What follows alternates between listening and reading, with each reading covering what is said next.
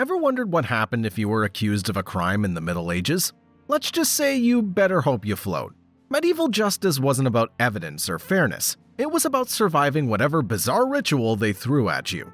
This is a world where pigs were put on trial. People proved their innocence by holding red-hot iron, and stealing bread might mean losing a hand. Welcome to the strange and brutal world of medieval justice. Today, we're diving into how it worked, who was punished, and why some punishments were downright theatrical. In medieval Europe, justice wasn't centralized. Who judged you depended on who controlled the land. It could be your local lord, a bishop, or even the king.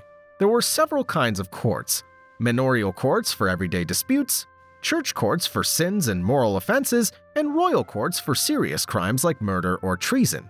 If you were poor, you didn't have a lawyer. You barely had a voice. Trials were often swift and public. Justice was less about finding the truth and more about restoring order, or at least putting on a show to scare everyone else into behaving. When there was no clear evidence, they let God decide. This was called trial by ordeal. One version was ordeal by fire. The accused would carry a red-hot iron bar for several steps. The hand would then be wrapped and rechecked a few days later. If it healed cleanly, you were innocent. If not, guilty. Ordeal by water was even worse. The accused was tied up and thrown into a river. If you floated, you were guilty, clearly rejected by the purity of the water. If you sank, you were innocent. Of course, drowning was a real risk, so you might die proving your innocence. There was also trial by combat. If you were accused, you could fight your accuser to prove your case. Whoever won was considered right in the eyes of God. It didn't matter who was stronger or more skilled. Wait, actually it did. This was justice by brute force. Eventually, trial by ordeal was banned, but not before thousands went through these deadly tests. In medieval Europe, even animals could be put on trial. In fact, they were held to human standards. If a pig killed a child, it might be arrested, put on trial, and even executed. There are records of pigs being hanged in public. Insects, rats, and other creatures were sometimes excommunicated by the church. It sounds absurd, but people genuinely believed animals had moral agency. One famous case from 1386 involved a pig tried and hanged in France for attacking a child. The pig even wore clothes to mimic a human criminal. These trials weren't jokes, they were real legal procedures. Court officials, judges, even witnesses were present. The line between law and spectacle was very, very blurry.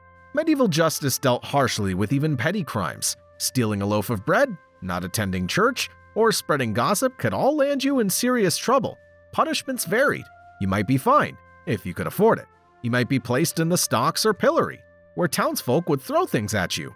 Branding, mutilation, and exile were common. Lose a hand for theft, lose an ear for lying.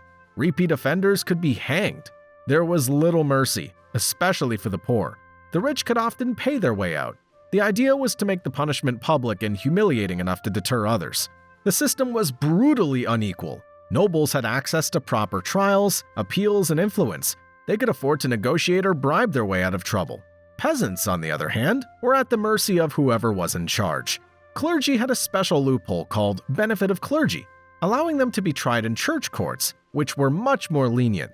Sometimes people would memorize a Bible verse just to pretend they were clergy and escape harsher punishment.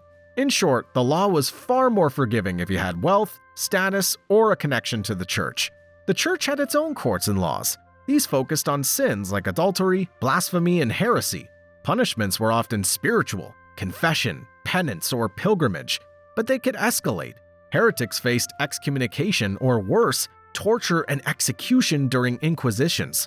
The church also influenced secular justice. It shaped ideas of morality, punishment, and guilt. In many ways, the church was the ultimate judge. Trials and punishments were spectacles. Public executions drew massive crowds. Stocks and pillories were set up in the town square. In some courts, they would reenact crimes using props and actors. It wasn't just about law, it was theater, ritual, and a warning all rolled into one. Shame-based punishments were especially popular. A liar might have to wear donkey ears. An adulterer might be paraded through the streets. The more humiliating, the better. Medieval justice was a strange mix of fear, superstition, brutality, and performance. It tells us a lot about how people saw the world, as something ordered by divine power, upheld by force, and ruled by hierarchy.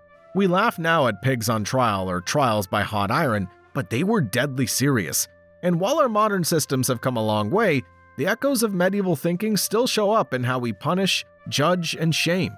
So next time you're annoyed about jury duty, just be glad no one's asking you to duel for your innocence. And if you enjoyed this dive into medieval madness, stick around, because next time, we're talking about hygiene. Spoiler, it's even worse than the justice system.